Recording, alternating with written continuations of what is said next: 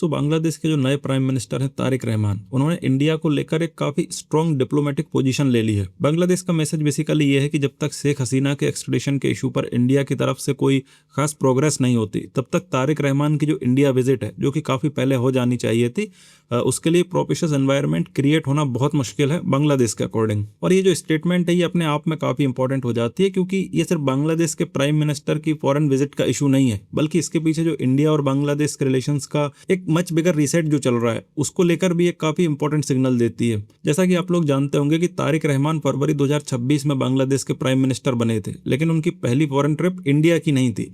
अब ये थोड़ा इंटरेस्टिंग था, क्योंकि रिसेंट ईयर्स में हम लोगों ने देखा था कि काफी हद तक एक डिप्लोमेटिक कन्वेंशन टाइप डेवलप हो गया था कि जो बांग्लादेश का जो भी नया प्राइम मिनिस्टर बनता है, उसकी जो पहली फॉरेन विजिट होती है वो हमेशा इंडिया की होती है। लेकिन इस बार ऐसा नहीं हुआ। जो तारिक रहमान है, इन्होंने पहले विजिट किया मलेशिया को, देन ये गए चाइना, और अभी तक इन्होंने इंडिया की विजिट नहीं की है। और इसको लेकर काफी ज्यादा डिस्कशन हुआ था, क्योंकि बांग्लादेश अब ये जो सब कर रहा है, इसको वो नाम दे रहा है बांग्लादेश फर्स्ट पॉलिसी का, और गवर्नमेंट क्लियरली ये सिग्नल देना चाह रही है कि ये फॉरेन पॉलिसी है बांग्लादेश की। अब वो किसी एक कंट्री का राउंड नहीं चलेगी, बल्कि बांग्लादेश अपने आप को फर्स्ट रखेगा एंड देन उसके हिसाब से डिसीजंस लेगा। बांग्लादेश का कहना है कि चाइना भी इंपॉर्टेंट है, मलेशिया भी इंपॉर्टेंट है और इंडिया भी इंपॉर्टेंट है, लेकिन जो इंडिया के साथ रिलेशनशिप है बांग्लादेश का, उसमें एक बहुत बड़ा जो इशू रोड ब्लॉक बना हुआ है, और वो इशू है बांग्लादेश की जो फॉर्मर प्राइम मिनिस्टर है शेख हसीना। हुआ क्या था कि 2024 में जो बांग्लादेश में प्रोटेस्ट हुए थे, और उसके बाद शेख हसीना की गवर्नमेंट जिस तरह से गिर गई थी, उसके बाद वो भागकर इंडिया आ गई थी, एंड तब से लेकर अभी तक वो इंडिया में ही रह रही हैं। इसको लेकर बांग्लादेश ने उनका जो एक्सट्रेडिशन है उसके लिए इंडिया को कई बार फॉर्मल रिक्वेस्ट भी भेजी। एक्सट्रेडिशन का बेसिक मतलब ये है कि बांग्लादेश ऑफिशियली इंडिया से कह रहा है कि शेख हसीना को बांग्लादेश को हैंडओवर कर दिया जाए, ताकि उनके अगेंस्ट जो बांग्लादेश में चल रहा है क्रिमिनल प्रोसीडिंग्स और कोर्ट प्रोसेस है, उसको आगे बढ़ाया जा सके। और ये स्टेटमेंट सिर्फ पॉलिटिकल स्टेटमेंट नहीं है, बल्कि बांग्लादेश ने इसके लिए बांग्लादेश और इंडिया के बीच एक एग्जिस्टिंग एक्सट्रेडिशन ट्रीटी है, उसका भी यूज किया है। साथ ही नवंबर 2025 में बांग्लादेश का एक कोर्ट है, इंटरनेशनल क्राइम्स ट्रिब्यूनल, उसने शेख हसीना को क्राइम अगेंस्ट ह्यूमैनिटी के लिए डेथ सेंटेंस सुना दिया है। और नाम सुनकर आपको ये कोर्ट इंटरनेशनल जरूर लग सकता है, लेकिन ये बांग्लादेश का अपना डोमेस्टिक कोर्ट है, जो कि बांग्लादेश का एक एक्ट है इंटरनेशनल क्राइम्स ट्रिब्यूनल्स, उसके अंडर स्टैब्लिश किया गया है। और ये जो वर्ड है इंटरनेशनल क्राइम्स, इसका मतलब यहाँ पर यह है कि क्राइम्स की कैटेगरी, जैसे क्राइम्स अगेंस्ट ह्यूमैनिटी, ना कि ये कोर्ट यूनाइटेड नेशंस या इंटरनेशनल किसी क्राइम कोर्ट का पार्ट है। और डेथ सेंटेंस का मतलब भी ये नहीं है कि अगर हसीना बांग्लादेश पहुंचती हैं तो ऑटोमेटिकली उन्हें सीधा एग्जीक्यूट कर दिया जाएगा। अगर मान लीजिए एक्सट्रेडिशन होता भी है तो उन्हें बांग्लादेश के लीगल सिस्टम के ज्यूरिसडिक्शन में हैंडओवर किया जाएगा, और डेथ सेंटेंस के लिए जो भी वहां की एप्लीकेबल लीगल प्रोसेस होगी उसको फॉलो किया जाएगा। लेकिन अगर डेथ सेंटेंस फाइनल और इन्फोर्सेबल रहता है तो थ्योरेटिकली उसका एंड एग्जीक्यूशन ही होगा। मीनवाइल जो शेख हसीना है, उन्होंने इस पूरे केस के वर्डिक्ट को पॉलिटिकली मोटिवेटेड बताया है।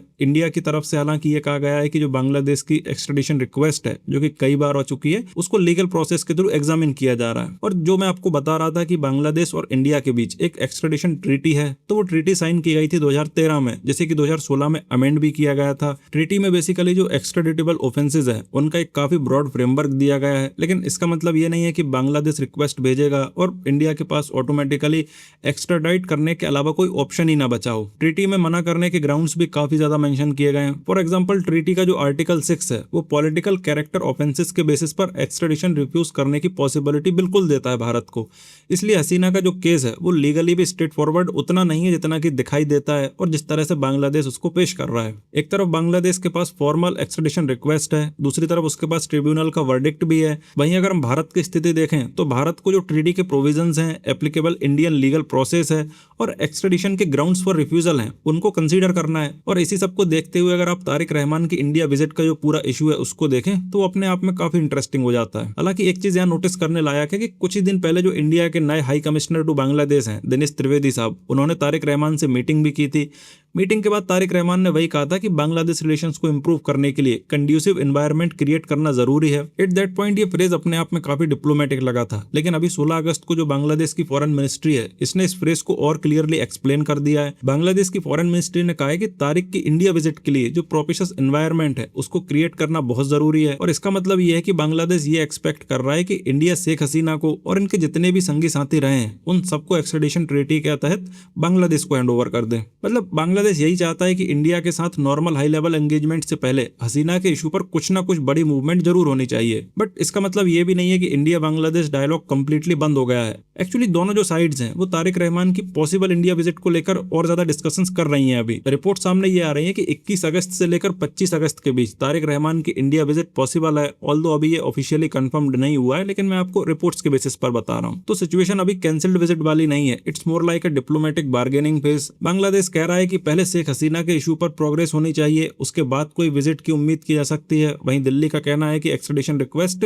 जो लीगल प्रोसेस है उसके थ्रू हैंडल होगी। और दोनों ही साइड अगर आप देखें तो ना सिर्फ इंडिया बल्कि बांग्लादेश भी, दोनों ही साइड साइमल्टेनियसली रिलेशनशिप को कंप्लीटली डैमेज भी नहीं करना चाहती, बिकॉज बांग्लादेश के लिए इंडिया को कंप्लीटली इग्नोर कर देना ये प्रैक्टिकली पॉसिबल है नहीं। ज्योग्राफी काफी हद तक सेम है, भारत और बांग्लादेश के बीच बहुत लंबी बॉर्डर है, ट्रेड है, कनेक्टिविटी है, एनर्जी सिक्योरिटी है और वाटर शेयरिंग जैसे बहुत सारे इश्यूज डायरेक्टली कनेक्टेड हैं। खैर तारिक रहमान की जो इंडिया विजिट है उसको लेकर आई थिंक ये ज्यादा इंपॉर्टेंट नहीं है कि वो विजिट होगी या नहीं होगी। मेरे लिए पर्सनली ज्यादा इंटरेस्टिंग ये होगा कि वो कौन सी कंडीशंस पर इंडिया की विजिट होती है, क्योंकि अगर ये विजिट होती है तो ऑब्वियसली जो शेख हसीना का एक्सट्रेडिशन इशू है वो टेबल पर जरूर रहने वाला है। और अगर ये विजिट डिले होती है तो ये एक सिग्नल होगा कि दोनों कंट्रीज अभी भी एक बेसिक पॉलिटिकल अंडरस्टैंडिंग तक नहीं पहुंच पाई है। खैर आपका क्या मानना है, क्या भारत को शेख हसीना को बांग्लादेश को हैंडओवर कर देना चाहिए या फिर हमें देखना चाहिए कि जिस तरह से शेख हसीना के हिस्टोरिकल रिलेशंस रहे हैं इंडिया के साथ, वो इतनी बार प्राइम मिनिस्टर रही हैं और इस बीच भारत और बांग्लादेश के बीच रिलेशंस बहुत ज्यादा क्लोज पहुंचे हैं, तो उसको देखते हुए भारत को हैंडओवर नहीं करना चाहिए। लिखिएगा अपना ओपिनियन कमेंट सेक्शन में। मैं मिलूंगा आपसे अगली वीडियो में। For the time being this was all from my side. Thank you for watching. This is Harshvardhan Gurjar signing off.